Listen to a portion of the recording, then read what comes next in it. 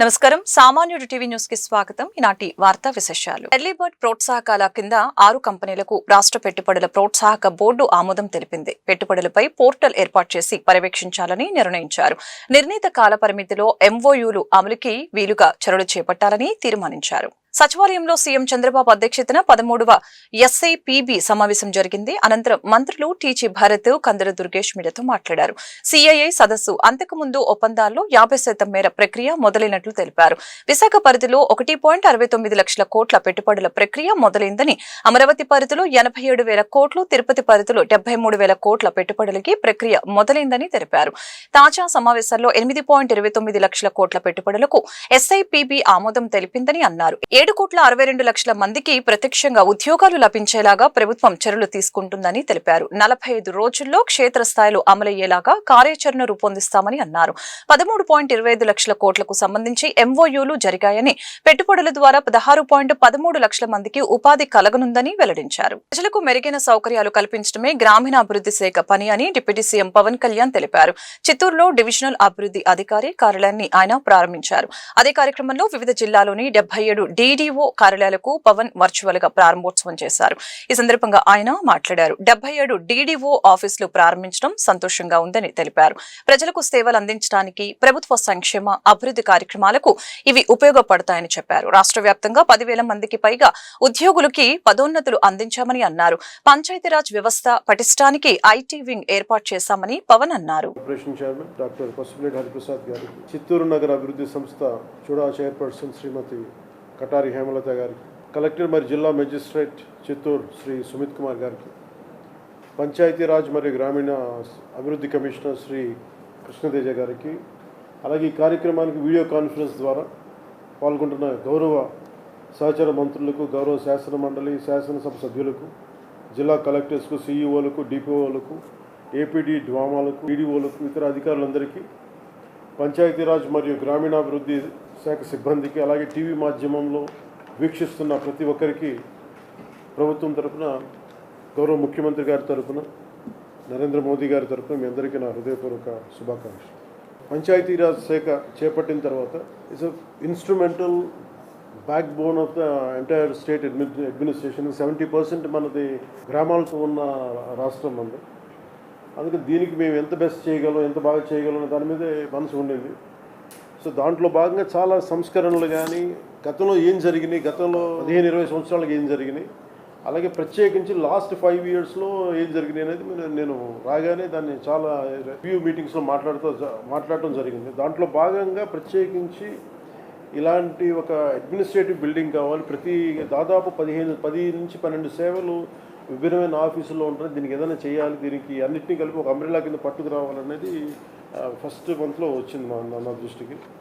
ఆ రోజు నుంచి పేషీ అధికారులందరితో కూర్చొని మాట్లాడి, ప్రిన్సిపల్ సెక్రటరీ గారితో మాట్లాడి, కమిషనర్ గారితో మాట్లాడి, ప్రతిసారి దాన్ని చాలాసార్లు రివ్యూ చేస్తూ ఇక్కడ దాకా పట్టుకొచ్చాం. సో దీంట్లో భాగంగా ఈ 77 ఈ ఆఫీసెస్ ప్రారంభించడం నిజంగా చాలా ఆనందంగా అనిపించింది. ఈ ప్రతి పంచాయతీ ఈ కార్యాలయాల నుంచి చాలా సేవలు అందిస్తారు. ప్రతి సేవ మన పౌర సేవలు విస్తృతంగా ప్రజలకు చేరువేందుకు ఈ మార్పు దోహదపడుతుంది. ప్రతి పంచాయతీ స్వతంత్రంగా వ్యవహరిస్తూ ప్రజల అవసరాలను తీరుస్తూ, స్థానిక సంస్థల దగ్గర సాధ్యం కాని పనులకు మాత్రమే ప్రభుత్వాలపై ఆధారపడేలా బలోపేతం చేయాలనే ఈ సంస్కరణలు తీసుకురావడం జరిగింది. ఈరోజు మనం ప్రారంభించిన డివిజనల్ డెవలప్మెంట్ ఆఫీసుల ద్వారా క్షేత్రస్థాయిలో ప్రభుత్వ అభివృద్ధి సంక్షేమ కార్యక్రమాలను సమీకృతం చేస్తూ నిరంతరంగా రెగ్యులర్ పర్యవేక్షించడం కూడా చాలా తేలిక, చాలా సులభం అవుతుంది. కింద స్థాయిలో జరిగే అభివృద్ధిని ఎప్పటికప్పుడు తెలుసుకునే వీలుంటుంది. అలాగే ప్రభుత్వం ఆదేశాలను వెంటనే క్షేత్రస్థాయిలో అమలు చేసేందుకు, ఫలితాలు సాధించేందుకు ఈ కార్యాలయాలు చాలా ఉపయోగపడతాయి. నేను ప్రత్యేకించి దృష్టికి వచ్చిందంటే ప్రమోషన్స్ గురించి నా దృష్టికి వచ్చింది. ఒకటి, పంచాయతీరాజ్ గ్రామీణ పరకామణి వివాదం ఆశ్చర్యం కలిగించే కేసు అని మాజీ ముఖ్యమంత్రి వైసీపీ అధినేత వైఎస్ జగన్మోహన్ రెడ్డి వ్యాఖ్యలు చేశారు. గురువారం మీడియాతో మాట్లాడుతూ పరకామణి కేసులో దొరికింది $9 అని, ప్రాయశ్చిత్తంగా 14 కోట్ల ఆస్తుల్ని టీటీడీకి ఇచ్చారని తెలిపారు. దొంగ దొరకగానే కేసు నమోదైందని, తిరుపతి కోర్టులో ఛార్జిషీట్ వేశారని తెలిపారు. మెగా లోక్ అదాలత్లో కేసులు పరిష్కరించారని అన్నారు. జ్యుడిషియల్ విచారణ జరిగాక మళ్లీ కేసును తెరపైకి తెచ్చారని మండిపడ్డారు. తిరుమలలో పారదర్శక వ్యవస్థ సృష్టిస్తే తమపై నిందలు అంటూ వ్యాఖ్యలు చేశారు.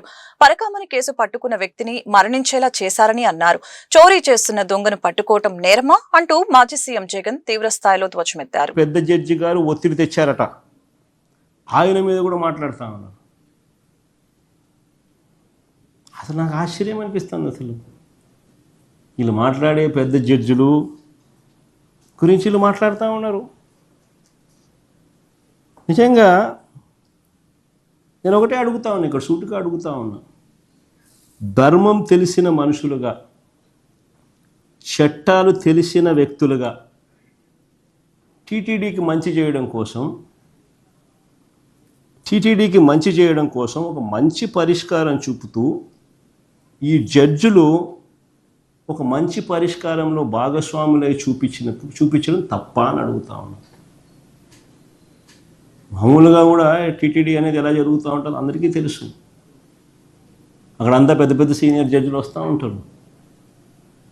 ఇట్లాంటి కేసులు ఏదైనా ఉన్నప్పుడు ఇక్కడ జడ్జిలు, తిరుపతిలో ఉన్న జడ్జిలు సుప్రీంకోర్టులో ఉన్న జడ్జిల దాకా కూడా మాట్లాడుకుంటూ ఉంటారు. ఇట్లాంటి ఇంపార్టెంట్ కేసు, దేశం మొత్తం చూస్తూ ఉన్న కేసుల్లో మీ సలహాలు ఇవ్వండి, మీ అడ్వైజ్లు ఇవ్వండి, ఎలా చేయాలి, ఏం చేయాలి అని చెప్పి సహజంగా అడుగుతూ ఉంటారు. It is part of the judicial process. With in the judicial committee అడుగుతూ ఉంటారు, సలహాలు తీసుకుంటూ ఉంటారు, చేస్తూ ఉంటారు.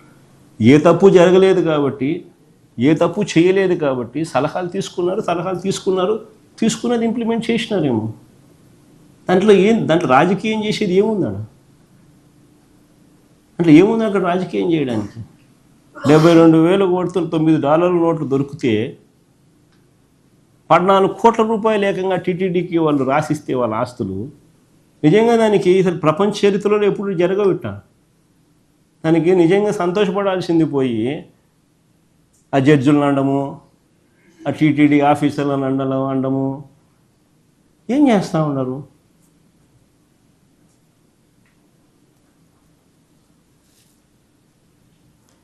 అంతమంది న్యాయ నిపుణులు ఇన్వాల్వ్ అయ్యి దేవుడి ఆలయానికి మంచి చేయడం కోసమే కదా వాళ్ళంతా ఇన్వాల్వ్ అయింది. ఎవరి స్వార్థం ఉంది దాంట్లో? ఏం స్వార్థం ఉంది దాంట్లో? అందరూ ఇన్వాల్వ్ అయింది. ఎందుకు ఇన్వాల్వ్ అయినారు? అధికారులు కానీ, ఆ జడ్జిలు కానీ, ఇంకోరు కానీ ఇచ్చింది కానీ ఒక జ్యుడిషియల్ ప్రాసెస్ ఫాలో అయ్యింది. నిజంగానే ఆస్తులు టీటీడీకి వచ్చినాయి. జగన్ హయాంలో ప్రజా సమస్యని పరిష్కరించకుండా గాలికి వదిలివేశారని హోంమంత్రి అనిత మండిపడ్డారు. ధాన్యం అమ్మిన రైతులకి 24 గంటల్లోగా డబ్బులు జమ చేస్తున్న ఘనత కూటమి ప్రభుత్వానికి దక్కుతుందని చెప్పుకొచ్చారు. వైసీపీ అధినేత వైఎస్ జగన్మోహన్ రెడ్డిపై ఆంధ్రప్రదేశ్ రాష్ట్ర హోంమంత్రి వంగలపూడి అనిత తీవ్ర ఆగ్రహం వ్యక్తం చేశారు. పదవి పోయిన తర్వాత జగన్ ఎన్ని రోజులు ఆంధ్రాలో ఉన్నారో చెబితే వారి ప్రశ్నలకు సమాధానం చెప్తామని పేర్కొన్నారు.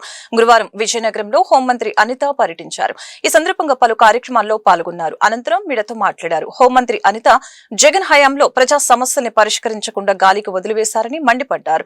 ధాన్యం అమ్మిన రైతులకు 24 గంటల్లోగా డబ్బులు జమ చేస్తున్న ఘనత కూటమి ప్రభుత్వానికి దక్కుతుందని చెప్పుకొచ్చారు. టిట్కో ఇల్లు పేదలకు అందకుండా చేసిన పాపం జగన్దే. లబ్ధిదారులకు టిట్కో ఇల్లు అందిస్తున్న ఘనత తమ ప్రభుత్వానికి దక్కుతుందని తెలియజేశారు. ఆయుధాలు విడిచిపెట్టి మావోయిస్టులను లొంగిపోవాలని కోరుతున్నామని అన్నారు. ప్రకృతి వైపరీత్యాలను అడ్డుకోలేమని, ఆపదలో ఉన్న వారిని సకాలంలో ఆదుకుంటామని హోంమంత్రి అనిత పేర్కొన్నారు. ఆయన 16 రోజులు కంటిన్యూగా ఎక్కడున్నాడో చెప్పమని ఆంధ్రప్రదేశ్లో ఉంటే నేను సమాధానం చెప్తాను. ఇప్పుడు 16 నెలలు అయింది. 16 రోజులు కంటిన్యూగా ఆంధ్రప్రదేశ్లో ఉండి మాట్లాడమనంటే డెఫినెట్గా నేను సమాధానం చెప్తాను. అంతే తప్పించి చుట్టపుచ్చుపుకు వచ్చేవాడిలాగా ఎప్పుడో వస్తాను ఫ్లైట్ వేసుకొని వచ్చి ఏదో బురద జల్లేసి వెళ్ళిపోతానంటే కాదు. ఇక్కడికి వచ్చిన తర్వాత పోనీ వరదలు వచ్చినాయని చెప్పారు కదా, ప్రకృతి వైపరీత్యాలు వచ్చినాయి అన్నారు కదా. ఎన్ని ప్రకృతి వైపరీత్యాలకి ఒక ప్రతిపక్ష హోదా అతనికి అసెంబ్లీలో లేకపోయినా ప్రతిపక్ష నాయకుడిగా ఒక పులివెందుల ఎమ్మెల్యేగా ఉన్నాడు కదా. సో ఎంతమంది దగ్గరికి వెళ్ళి పరామర్శ చేశారు? ఎంతమంది దగ్గరికి వెళ్ళి అంటే పరామర్శలు చేయడం అంటే మామిడి రైతుల దగ్గరికి వెళ్తున్నానని చెప్పి మామిడికాయలన్నింటినీ ఏదో సినిమా సెట్టింగ్ వేసిన రోడ్డు మీద తీసుకొచ్చి చేయడం కాదు కదండి. చిత్తశుద్ధితో పనిచేయమనండి, చిత్తశుద్ధితో అడగమనండి, డెఫినెట్గా మేము సమాధానం చెప్తాం. అంతే తప్పించి బురద చల్లే కార్యక్రమాలు చేస్తాము, ఏదో ఒక్కొక్క రోజు కూర్చొని 2 గంటలు 3 గంటలు ప్రెస్ మీట్లు ఇచ్చేసి వెళ్ళిపోతామంటే కాదు. అమృతూరు మండలం ఇంటూరు గ్రామంలో రాయల రఘు డైరీ ఫామ్ సమీపంలో ప్రొప్రైటర్ వేణు అతోట శ్రీ అక్షయ ఎంటర్ప్రైజెస్ వారి ఆధ్వర్యంలో డ్వాక్రా లబ్ధిదారులకు పాడి పశువుల అందజేత కార్యక్రమం నిర్వహించడం జరిగింది. కార్యక్రమానికి ముఖ్య అతిథిగా మాజీ మంత్రి వేమూరు శాసనసభ్యులు నక్క ఆనందబాబు పాల్గొని లబ్ధిదారులకు పాడి పశువులను అందజేశారు. ఈ సందర్భంగా ఆయన మాట్లాడారు. ప్రభుత్వ పథకాల ద్వారా స్వయం ఉపాధి అవకాశాలు పెంపొందించడం ద్వారానే గ్రామీణ మహిళల ఆర్థిక స్థిరత్వం సాధ్యపడుతుందని చెప్పారు. డ్వాక్రా లబ్ధిదారులు ఈ అవకాశాన్ని సమర్థవంతంగా వినియోగించుకోవాలని తెలిపారు. కార్యక్రమంలో వేమూరు నియోజకవర్గం మరియు అమృతలూరు మండల కూటమి నాయకులు, కార్యకర్తలు, ప్రభుత్వ అధికారులు పాల్గొన్నారు.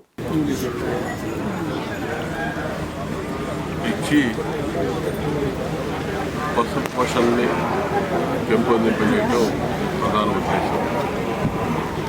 మన ప్రాంతంలో వ్యవసాయం తర్వాత ప్రధాన వనరు పాడి పశువుల వ్యాపారం. మన ప్రాంతమే కాదు, రాష్ట్రం అంతా కూడా యానిమల్ హస్బెండరీకి సంబంధించి ఈ పాడి గేదెలు పెంపకం ద్వారా ఆర్థికంగా స్థిరత్వం సాధించుకోవడం ఎక్కువగా ఉంటుంది. ముఖ్యంగా మహిళలు ఎంతో బాధ్యతగా ఈ కార్యక్రమాన్ని చేస్తూ ఉంటారు. వారి మీద నమ్మకం, విశ్వాసంతో చంద్రబాబు నాయుడు గారు మహిళల్ని ప్రతి అంశాలను ప్రోత్సహించే విధానంలో ఇది కూడా ఒక భాగం. ఆర్థిక స్వావలంబన కలిగించడానికి, ఆర్థిక వెసులుబాటు జాగ్రత్తగా ముందుకు తీసుకెళ్ళడానికి మహిళలు ఎంతో ముందు చూపుతూ ఉంటారు. కాబట్టి వారిని సంపాదించుకునే అవకాశం వారికి కలిగించాలనే ఉద్దేశంతో చేసేటటువంటి స్కీమ్ని మన నియోజకవర్గంలో ఉన్నటువంటి డ్వాక్రా మహిళలందరూ ఎక్కువ మంది ఈ స్కీమ్ని వినియోగించుకోండి. ఎంతమందికైనా సరే ఇవ్వడానికి అన్ని మండలాలు 5 మండలాల్లో రిలీజ్ చేయడానికి సిద్ధంగా ఉన్నాం. ప్రస్తుతం ఇంటూరు కేంద్రంగా ఈరోజు 30 మందికి లబ్ధిదారులకి ఈ గేదెల పంపిణీ, పాడి గేదెల పంపిణీ. గుంటూరు నగరంలోని పొన్నూరు రోడ్లో గల అంజుమన్ ఈ ఇస్లామియా స్కూల్లో సైన్స్ ఎగ్జిబిషన్ ని తూర్పు నియోజకవర్గం ఎమ్మెల్యే మహమ్మద్ నజీర్ ప్రారంభించారు. సైన్స్ ఎగ్జిబిషన్ లో విద్యార్థులు ఏర్పాటు చేసిన స్టాల్స్ ని ఎమ్మెల్యే పరిశీలించి వాటి పనితీరును విద్యార్థుల్ని అడిగి తెలుసుకున్నారు. అనంతరం ఎమ్మెల్యే మీడియాతో మాట్లాడారు. ఇలాంటి ఎగ్జిబిషన్లు విద్యార్థుల్లో ఉన్న నైపుణ్యాన్ని వెలికితీస్తాయని చెప్పారు. చదువుతో పాటు వ్యక్తిగత నైపుణ్యం కూడా అవసరమని తెలియజేశారు. కార్పొరేట్ విద్యా సంస్థలకి ధీటుగా అంజుమన్ ఈ ఇస్లామియా స్కూల్లో ఉపాధ్యాయులు ఓర్పుతో, నేర్పుతో పిల్లలకి సైన్స్ యొక్క అవసరాన్ని, దాని ప్రాముఖ్యతను తెలియజేసే విధంగా విద్యార్థుల చేత సైన్స్ ఎగ్జిబిషన్ ఏర్పాటు చేయడం గొప్ప విషయమని తెలియజేశారు. ఇలాంటి మంచి సైన్స్ ఎగ్జిబిషన్ ఏర్పాటు చేసిన అంజుమన్ ఈ ఇస్లామియా స్కూల్ ఉపాధ్యాయులకు ధన్యవాదాలు తెలుపుతున్నానని అన్నారు. గుంటూరు నగరంలో అంజుమన్ ఇస్లామియా పాఠశాలలో దాదాపు 800 మంది పిల్లలు చదువుతూ ఉన్నారు. ఒక ప్రైవేట్ కార్పొరేట్ స్కూల్కి ధీటుగా ఇక్కడ ఉన్నటువంటి ఉపాధ్యాయులు ఎంతో ఓర్పుతో, నేర్పుతో పిల్లల్లో సైన్స్ యొక్క అవసరాన్ని, దాని ప్రాముఖ్యతని తెలియజేసేటువంటి విధంగా, అంతేకాకుండా ఈరోజు ముఖ్యంగా గ్లోబల్ వార్మింగ్ దగ్గర నుండి ఏదైతే గ్రీన్ ఎనర్జీ దగ్గర నుండి పొల్యూషన్ కంట్రోల్ వరకు అన్ని విషయాలను కూడా కవర్ చేస్తూ ఒక మంచి ఆలోచనను కలిగించేటువంటి విధంగా ఈరోజు సైన్స్ ఫెయిర్ని ఏర్పాటు చేయడం చాలా సంతోషం. ఎందుకంటే ముఖ్యంగా పేద సామాన్య ప్రజలు చదువుకునేటువంటి పాఠశాలలో, పిల్లలు చదువుకునేటువంటి పాఠశాలలో ప్రతి ఒక్కరు కూడా చదువుతో పాటు అనేక విషయాల మీద అవగాహన కలిగించాలనేటువంటి ఒక మంచి సంకల్పంతో ఈ పాఠశాలలో చదివిస్తున్నటువంటి ఉపాధ్యాయులు ఎంతో గొప్పగా ఈ సైన్స్ ఎగ్జిబిషన్ నిర్వహించడం యాజ్ ఏ కమిటీ అధ్యక్షుడిగా, స్థానిక శాసనసభ్యుడిగా నేను ఎంతో సంతోషపడతా ఉన్నాను. తప్పకుండా ఇటువంటి మంచి కార్యక్రమాలు తీసుకొని, అది చిన్న పాఠశాలైనా పెద్ద పాఠశాలైనా, తప్పకుండా పిల్లల్లో ఉన్నటువంటి నైపుణ్యతను, వాళ్ళు ఉన్నటువంటి సృజనాత్మకతను వెలికి తీసేటువంటి కార్యక్రమాన్ని చేయడం చాలా సంతోషం. తప్పకుండా ఇటువంటి కార్యక్రమాలు ఏ పాఠశాల తీసుకున్నా మా వంతు సహాయ సహకారాలు తప్పకుండా అందిస్తానని చెప్పి కూడా ఈ సందర్భంగా తెలియజేస్తూ ఈ కార్యక్రమాన్ని ఇంత గొప్పగా ఏర్పాటు చేసినటువంటి కాలేజ్ స్కూల్ ఉపాధ్యాయులందరికీ కూడా పేరు పేరున ధన్యవాదాలు తెలుపుతాము. మెగా పేరెంట్స్ టీచర్స్ మీటింగ్ జిల్లాలో అన్ని యాజమాన్య పాఠశాలలు కళాశాలలో శుక్రవారం పెద్ద ఎత్తున నిర్వహించడం జరుగుతుందని జిల్లా కలెక్టర్ తమీం అన్సారియా తెలిపారు. మెగా పీటీఎంపై జిల్లా కలెక్టర్ కార్యాలయంలో గురువారం మీడియా ప్రతినిధులతో మాట్లాడారు. ప్రతి పాఠశాలలో పండుగ వాతావరణంలో తల్లిదండ్రులతో సమావేశం జరుగుతుందని తెలిపారు. మెగా పీటీఎం 3.0ను ఉదయం 9 గంటల నుండి మధ్యాహ్నం 1 గంట వరకు జరుగుతుందని అన్నారు. ఈ కార్యక్రమంలో తల్లిదండ్రులు ఇద్దరూ పాల్గొనాలని కోరారు. పాఠశాల యాజమాన్య కమిటీ సభ్యులు, పూర్వ విద్యార్థులు, దాతలు, ఇతర ప్రజాప్రతినిధులు, శాసన మండలి సభ్యులు, శాసన సభ్యులు అందరూ పాల్గొంటారని తెలిపారు. ప్రతి పాఠశాలలో చేపడుతున్న కార్యక్రమాలు, ఉపాధ్యాయులు ప్రగతి నివేదన పత్రంను తల్లిదండ్రులకి ఇచ్చి విద్యార్థి ప్రగతిని వివరిస్తారని, ప్రభుత్వం కొత్తగా ప్రవేశపెట్టిన అసైన్మెంట్ పుస్తకాలలో నిర్మాణాత్మక, సంగ్రహణాత్మక పరీక్షల పుస్తకాల్ని తల్లిదండ్రులకి పరిశీలన నిమిత్తం ఇవ్వటం జరుగుతుందని వివరించారు. విద్యార్థుల మార్కుల్ని తల్లిదండ్రులు వారి మొబైల్లో లీప్ యాప్ ద్వారా ఎలా చూడవచ్చునో తెలియజేస్తారని అన్నారు. ఈ సమావేశంలో 20 సూత్రాల కార్యక్రమాల అమలు chairman Lanka Dinakar, joint collector Ashutosh Srivastava, జిల్లా రెవెన్యూ అధికారి ఎన్ఎస్కే కాజావలి పాల్గొన్నారు. జిల్లా ప్రజలందరికీ కూడా నమస్కారం. మీ అందరికీ కూడా తెలుసు, రేపు రాష్ట్ర వ్యాప్తంగా మెగా పీటీఎం అన్ని గవర్నమెంట్, రెసిడెన్షియల్, మున్సిపల్, జిల్లా పరిషత్, ఎయిడెడ్ స్కూల్స్లో జరగబోతుంది. మన గుంటూరు జిల్లాలో కూడా 1049 స్కూల్స్లో, అదేవిధంగా జూనియర్ కాలేజెస్లో కూడా రేపు జరగబోతుంది. సో దీనికి మీరు అందరూ కూడా, మదర్స్ మాత్రమే కాకుండా ఫాదర్స్ కూడా ఈ మీటింగ్కి రావాలి తప్పకుండా. Program, mega PTM program morning 9 o'clock నుంచి ఆఫ్టర్నూన్ 1 o'clock దాకా ఉంటుంది. సో ఫస్ట్ 2 hours 9 నుంచి 11 o'clock దాకా 1-to-1 టీచర్ పేరెంట్స్తో మాట్లాడతారు. అప్పుడు holistic progress card, HPC cards, ఆ స్టూడెంట్ యొక్క ప్రోగ్రెస్ గురించి వారు తల్లిదండ్రులకు చెప్పడం జరుగుతుంది. అదేవిధంగా ఇప్పుడు ప్రైమరీ స్కూల్ పిల్లలకు ఫౌండేషనల్ లిటరసీ అండ్ న్యూమరసీ దాని మీద ఒక బేస్ లైన్ సర్వే కూడా చేయడం జరుగుతుంది. పిల్లలు యొక్క రీడింగ్, రైటింగ్ స్కిల్స్, ముఖ్యంగా ఇంగ్లీష్, తెలుగు అండ్ మ్యాథ్స్లో వారి స్కిల్స్ ఎలా ఉంది అని టెస్ట్ చేయడం కూడా జరుగుతుంది. దాని యొక్క ప్రోగ్రెస్ కూడా టీచర్స్, పేరెంట్స్కు చెప్పడం జరుగుతున్నది. ఇవి అన్నీ కూడా రేపు మార్నింగ్ 9 నుంచి 11 o'clock దాకా జరుగుతుంది. దెన్ 11 నుంచి 1 o'clock దాకా అక్కడ ఉన్న students, parents, SMC committee chairman అందరూ కూడా రేపు జరగబోతున్న ప్రోగ్రాంలో వారు మాట్లాడుతారు. ఆ స్కూల్ యొక్క ప్రోగ్రెస్ గురించి స్కూల్ హెచ్ఎంస్ కూడా అక్కడ ప్రోగ్రెస్ రిపోర్ట్ కూడా ఇస్తారు. ఇది ఒక మెగా ఈవెంట్. దీన్ని విజయవంతం చేయడానికి అందరు, బోత్ పేరెంట్స్, లాస్ట్ మీటింగ్లో చూస్తే ఎక్కువ మంది మదర్స్ వచ్చారు, ఈసారి ఫాదర్స్ కూడా రావాలి, ఇద్దరు కూడా కలిసి రావాలి. బికాస్ మీ స్టూడెంట్స్ యొక్క భవిష్యత్తు కోసం ప్రభుత్వం ఇన్ని ఎఫర్ట్స్ తీసుకుంటున్నారు. మీరు కూడా మీ స్టూడెంట్స్ గురించి, మీ పిల్లల గురించి తెలుసుకోవడానికి, వారు ఎలా చదువుతున్నారు, స్కూల్లో ఎలా ఉన్నారు అని తెలుసుకోవడానికి మీరు అందరూ కూడా తప్పకుండా రేపు రావాలి. మన జిల్లాలో అన్ని గవర్నమెంట్ స్కూల్స్లో ఈ ప్రోగ్రామ్ని విజయవంతం చేయాలి. ఇక్కడ ప్రజాప్రతినిధులు కూడా అన్ని స్కూల్స్కు వారు అటెండ్ అవుతున్నారు. అదేవిధంగా అందరూ ఆఫీసర్స్ కూడా మీ పిల్లల కోసం వస్తున్నారు. మీరందరూ కూడా తప్పకుండా రావాలి. యువతను నిర్వీర్యం చేస్తూ నేర సంస్కృతిని ప్రేరేపిస్తున్న గంజాయి మత్తు పదార్థాల కట్టడిలో ప్రభుత్వం పూర్తిగా విఫలమైందని ఏఏవైఎఫ్ జిల్లా ప్రధాన కార్యదర్శి షేక్ వలీ ఆరోపించారు. గంజాయి సమస్యను ప్రశ్నించిన సిపిఎం నేత పెంచలయ్యను అధికార పార్టీ హత్య చేసిందని విమర్శించారు. అడవుల్లో ఉన్న మావోయిస్టులపై ఉక్కుపాదం మోపుతున్న ప్రభుత్వం గంజాయి సాగు చేసేవారిని పట్టుకోలేకపోతుందని ఎద్దేవా చేశారు.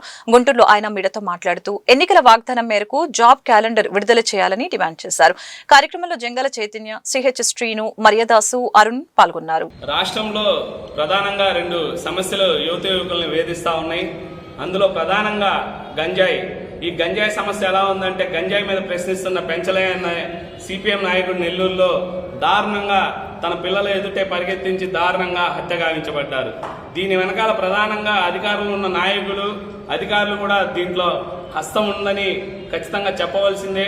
ఎందుకంటే ఎక్కడో అడవిలో ఉన్న అన్నల్ని పట్టుకొని వస్తున్న ప్రభుత్వాలు ఏదైతే గంజాయి ఎవరు సాగు చేస్తూ ఉన్నారు, ఎవరు అమ్మకాలు చేస్తూ ఉన్నారు, ఇవన్నీ పట్టుకోలేకపోతున్నారంటే మీదే ప్రభుత్వ వైఫల్యం అనే ఏ వైపుగా మేము ఖండిస్తూ ఉన్నాము. ఖచ్చితంగా పెంచలే హత్య వెనకాల ప్రభుత్వం కూడా స్పందించాల్సిన రీతిలో స్పందించలేదు.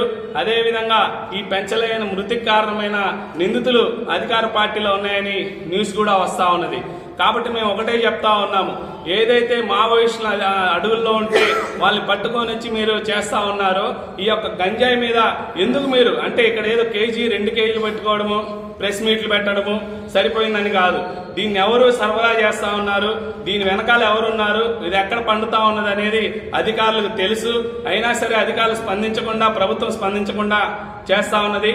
గతంలో పవన్ కళ్యాణ్ గారు ప్రకటన చేశారు, మేము అధికారంలోకి వస్తే 2 రోజుల్లో పోలీసులకు అధికారం ఇస్తే చాలు ఈ గంజాయిని మట్టు పెడతామన్న పవన్ కళ్యాణ్ గారు, మరి మీరు మా అధికారంలోకి వచ్చి 1.5 సంవత్సరం కాలం దాటింది, మరి ఎక్కడ గంజాయిని మట్టు పెట్టారని మేము ప్రశ్నిస్తా ఉన్నాము. రాష్ట్రంలో అత్యాచారాలు జరిగినా, హత్యలు జరిగినా దాదాపు దాని వెనకాల ప్రధాన హస్తము గంజాయి ముఠా హస్తమే ఉంటా ఉన్నది. కాబట్టి రాష్ట్ర ప్రభుత్వం వంగలపూడి అనిత గారు మిమ్మల్ని సూటిగా ప్రశ్నిస్తా ఉన్నాము, మీరు దీని మీద ఏం చర్యలు తీసుకున్నారు, పెంచలే మృతి వెనకాల ఉన్న వారిని మీరు ఏం చర్యలు తీసుకున్నారని అడుగుతా ఉన్నాము. మరోవైపు చూస్తా ఉంటే రెండో సమస్య నిరుద్యోగ సమస్య. అధికారంలో రానప్పుడు నారా లోకేష్ గారు తన ఉద్యోగం భర్తీ చేయడానికి ఏదైతే యువగలం పాదయాత్ర చేశాడో తన ఉద్యోగాన్ని భర్తీ చేసుకున్నాడు. ముఖ్యమంత్రి తనయుడిగా తను ఒక విధంగా తనే షాడో ముఖ్యమంత్రిగా చేస్తా ఉన్నారు లోకేష్ గారు. ఆనాడు మీరు ఏం హామీ ఇచ్చారు, మేము అధికారంలో రాగానే జనవరిలో జాబ్ క్యాలెండర్ విడుదల చేస్తాము, లేకపోతే నా చొక్కా కాలర్ పెట్టుకోమన్న లోకేష్ గారు మీరు ఎక్కడున్నారు? జాబ్ క్యాలెండర్ అడుగుతా ఉంటే మేము జాబ్ క్యాలెండర్ ఇవ్వాలంటే సరైన యువకులు దానికి సంబంధించిన చదువు లేదని మీరు చెప్తా ఉన్నారు. అంటే 2,35,000 ప్రభుత్వ ఉద్యోగాలు ఇవ్వడానికి కూడా మీరు ఒకవైపు ఈ కారణాలు చెప్తా ఉన్నారు, మరోవైపు వాగ్దానాలు చేసి అధికారంలో రావడం జరిగింది. మెయిన్ వాగ్దానం నిరుద్యోగ వృత్తిస్తాం, అదేవిధంగా ఈ రాష్ట్రంలో మత్తు పదార్థాలకి ఎగనెస్ట్గా మా కూటమి ప్రభుత్వం ఉంటుంది. అప్పుడున్న ప్రభుత్వం మత్తు పానీయానికి ఎంకరేజ్ చేస్తుందని అధికారంలోకి వచ్చాక గంజాయి మహమ్మారి ఈ రాష్ట్రంలో వీరతాండం ఆడుతూ ఉన్న ప్రేక్షక పాత్ర పోషిస్తుందే కానీ దాని మీద ఒక స్పష్టమైన కమిటీ వేసి ఈ రాష్ట్రంకి గంజాయి ఎలా వస్తుంది, ఎవరి ద్వారా వస్తుంది అన్నది తెలియలేనంత అసంతృప్త స్థితిలో ప్రభుత్వం ఉందని ఈ రాష్ట్రంలో ఉన్న అన్ని వర్గాల ప్రజలు మొత్తం కూడా ఆలోచన చేస్తూ ఉన్నారు. చిన్న విషయం జరిగినా ఇంటెలిజెన్స్ రిపోర్ట్ అనేది వాళ్ళ దగ్గర ఉంటుంది. కేజీలు గంజాయి గుంటూరు నగరంలో కానీ గుంటూరు జిల్లాలో కానీ విచ్చలవిడిగా అమ్ముడుపోతూ ఉంటే పోలీస్ యంత్రాంగం కూడా ప్రేక్షక పాత్ర పోషించి అరాకొరా పట్టుకుంటుందే కానీ, తాగే వాళ్ళని పట్టుకుంటుందే కానీ అమ్మే వాళ్ళని పట్టుకొని ఇంతమందిని మేము పట్టుకున్నాం అన్నది ఎక్కడైనా ఉందా? చూపించారా? లేదు. మీకు కావాల్సిన గుడుపుడు ఎమ్మెల్యేలకి ఎంపీలకి చక్కగా ఇస్తా ఉన్నారు. అలా జరిగే నెల్లూరు అలా జరిగింది. నెల్లూరులో జరిగిందంటే అతను ఒక నాయకుడు కాబట్టి అది బయటకు వచ్చింది. అలాగా సామాన్యులు ఎంతోమంది గంజాయి మహమ్మారి మీద ఉద్యమం చేస్తూ ఉంటే గంజాయి మత్తులో చాలామంది పీకలు పోయటం కానీ దాడులు చేయటం కానీ చాలా గుంటూరు నగరంలో కానీ జిల్లా వ్యాప్తంగా కూడా జరిగింది. ఇంకొక విషయం తీసుకుంటే మంగళగిరి కాన్స్టిట్యున్సీలో విచ్చలవిడిగా గంజాయి నడుస్తుందనేది. వార్తలు ఇంతటితో సమాప్తం. మరొక బులెటిన్లో మళ్ళీ కలుద్దాం. నమస్కారం.